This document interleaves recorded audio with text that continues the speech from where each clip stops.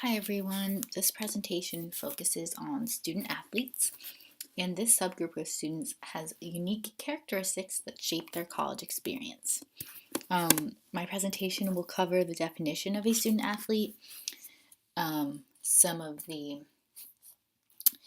qualifications student athletes need to be part of the NCAA, enrollment statistics, challenges they face, and steps members of campuses can take to remove these barriers.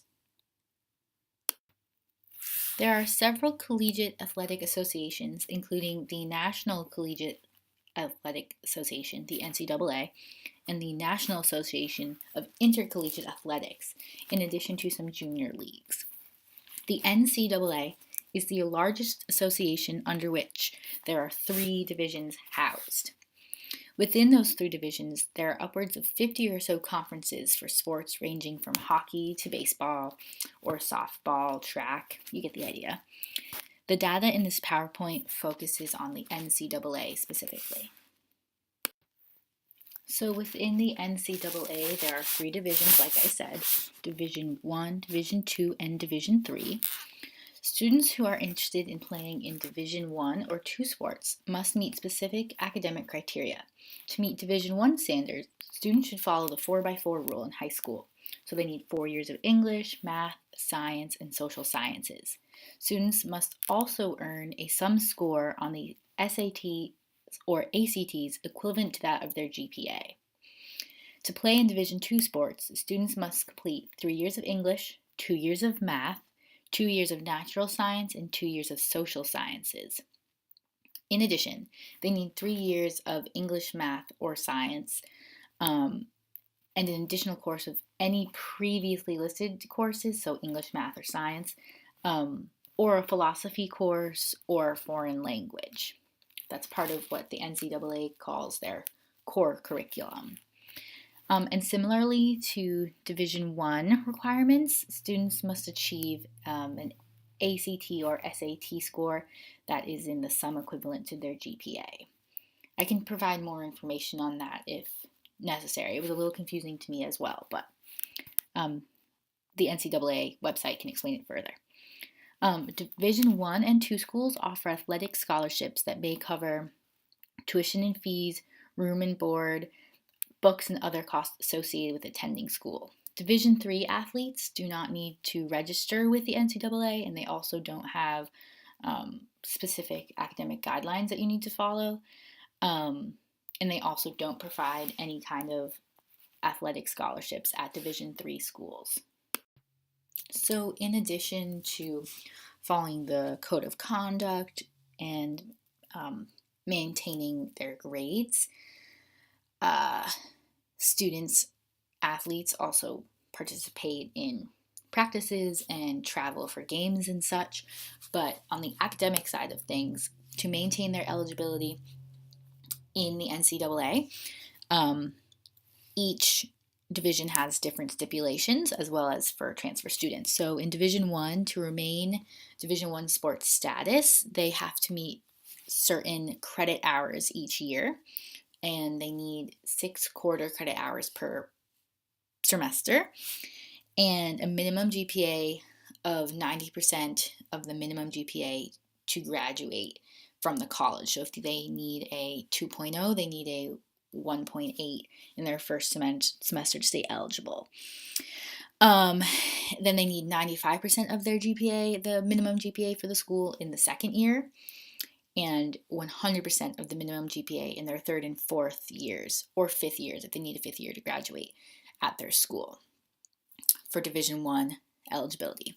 At the Division 2 level, students must complete 24 credit hours every academic year and follow the same GPA requirements as Division 1. So 90% in the first year, 95% in the second year, and 100% the last 2 or 3 years of their college career. Division 3 athletes are not required to maintain a minimum GPA.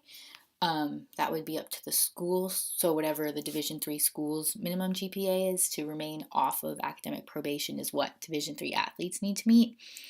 But they do need to be enrolled in 12 credit hours each semester regardless of what is considered full-time at their school.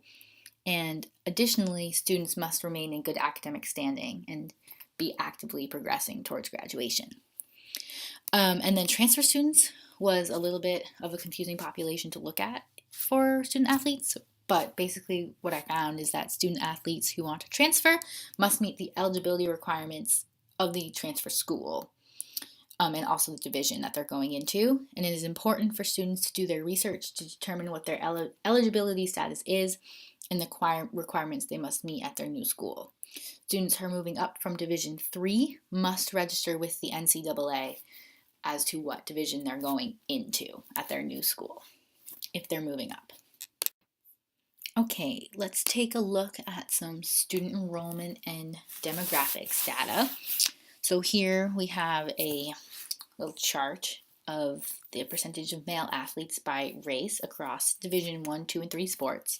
Every year, the Institute for Diversity and Ethics in Sports, or TIDES, publishes a race and gender report card, and this information is from their most recent report published in 2017, and it compares enrollment numbers over the last 2 years. So the darker green bar is 2016-2017 enrollment, and then the lighter bar is 2015-2016. So as you can see, there was a slight dip in white male students who were playing Division 1, 2, or 3 sports. African American students played sports at the same rate. There was a slight increase for Latino students, Asian and Pacific Islander students, as well as for Native Americans, I believe. Let me just look at Native Americans, it's a static number. And then students who reported 2 or more races, there's a slight increase in the number of students who played sports in the NCAA, and non-resident aliens also saw a slight increase. There were some similar trends for female athletes. Again, we saw a dip in white female athletes playing in the NCAA, where African American students, the percentage remained stable. Latinos saw a slight increase, as well as students of 2 or more races and non-resident aliens. Native American students and Asian Pacific Islander students also remained stable, although there was like a small increase for Asian Pacific Islander students. In a study conducted by the NCAA of Division II college freshmen from 1999 and 2000, researchers looked at how race and gender affected graduation rates and the number of institutions that they transferred from. And as you can see, females overall graduated at the highest rate compared to their male counterparts, and females also generally stayed at one institution, whereas males transferred at a higher rate. The same NCAA study also looked at degree attainment by first-generation status, and looking at the overall numbers, students who had one parent or both parents attend college graduated at a higher rate than first-generation students, which is a trend that we've seen throughout our class already. And then if you look at that broken down by gender and race, white females with both parents who attended college graduated at the highest rate, whereas first-generation non-white male students graduated at the lowest rate. So again, following a similar trend that we've already seen in our courses. Student athletes face pressure to perform well both on the field and in the classroom. They also face social, psychological, and physical influences that create challenges during their college careers. A common trope of the student athlete is the unintelligent jock. And for students who internalize this stereotype, it can affect their self-efficacy with academics and their motivation to participate in coursework, as well as interact with non-athlete students in their classes. This stereotype also has negative effects on the relationship between faculty and students.